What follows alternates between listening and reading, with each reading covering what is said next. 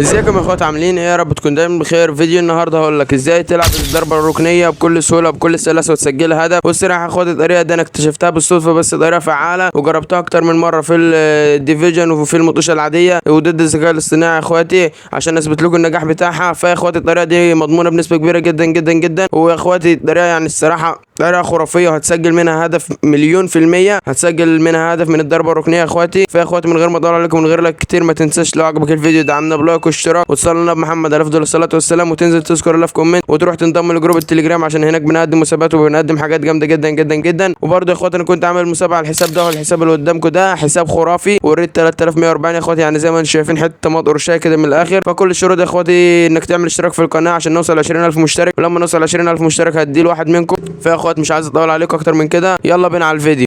اوكي يا اخواتي، وادي هي الخدعه زي ما انتم شايفين اهو قدامكم. بتباصي اللاعب اللي هو خارج منطقه الجزاء خالص ده، تمام يا اخواتي، بتبصيله تمام او بتهوش تمام يا اخواتي، وبعد كده بتشوت وبص جون بكل سهوله. وادي برضو مره تانية هي يا اخواتي برضو بتبصيله برضو وبتمرقص بترقص وبتشوت برضو بكل سهوله وبتيجي هدف، تمام يا اخواتي. فيعني الحركه سلسه جدا جدا جدا ولذيذه وبسيطه، وبتجيب منها هدف بكل سهوله. وزي ما انتم شايفين اهو يعني في خصم قدامي بيلعب وكده، يعني هو برضو مش خصم صعب ولا قوي يعني كده، فاهم ازاي؟ وفي خصم بيلعب اهو قدامكم زي ما انتم شايفين، وبهوش وبشوت وبتيجي في الجون عادي خالص جدا جدا جدا يا اخواتي. فعشان نتعلم الحركه دي يا اخواتي، اول حاجه هنعملها تمام زي ما انتم شايفين، هنبقى واقفين عند الركنيه وكانك راح تلعب، وتدوس تبديل الزاويه تخليها مثلا اللي هي من بره، اللي هي تبقى تمريره صغيره تمام يا اخواتي. وهتخلي المؤشر زي ما انتم شايفين كده، هتخليه مرفوع لفوق تحت على الشمال، تمام تحت على الشمال سنه، تمام يا اخواتي زي ما انتم شايفين، تمام زي ما انتم شايفين كده يا اخواتي. بعد كده هتدوس على الباص تمام بقى، قبل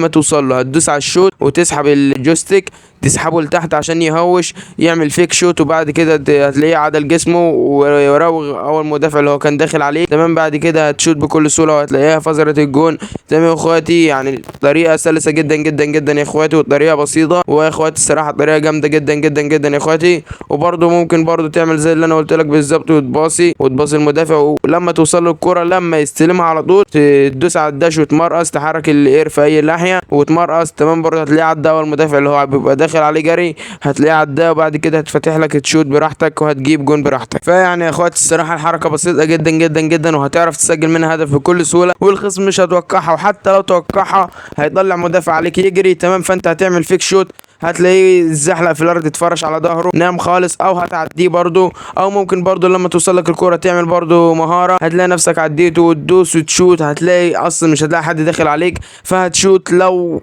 لاعب مدافع زي ما انتم شايفين انا ده كله بكوستا كورتا، تمام. فيعني هو الشوت عنده دكه الشوت ده كله مفيش اصلا، تمام، لانه مدافع، فاهم ازاي؟ فهو هيشوتها اصلا عشان الزاويه فاضيه قدامه، فهتلاقيه سجلها على طول. ويا اخواتي بكده اكون قلت لك على طريقه تسجيل هدف من الركنيه بكل سهوله وبكل بساطه. فما تنساش لو عجبك الفيديو واستفدت منه تشارك وبين كل اصحابك، وتشترك في القناه عشان نوصل 20000 مشترك في اسرع وقت، وتعمل لايك على الفيديو. وبس كده، اشوفك الفيديو الجاي على خير يا صاحبي، سلام.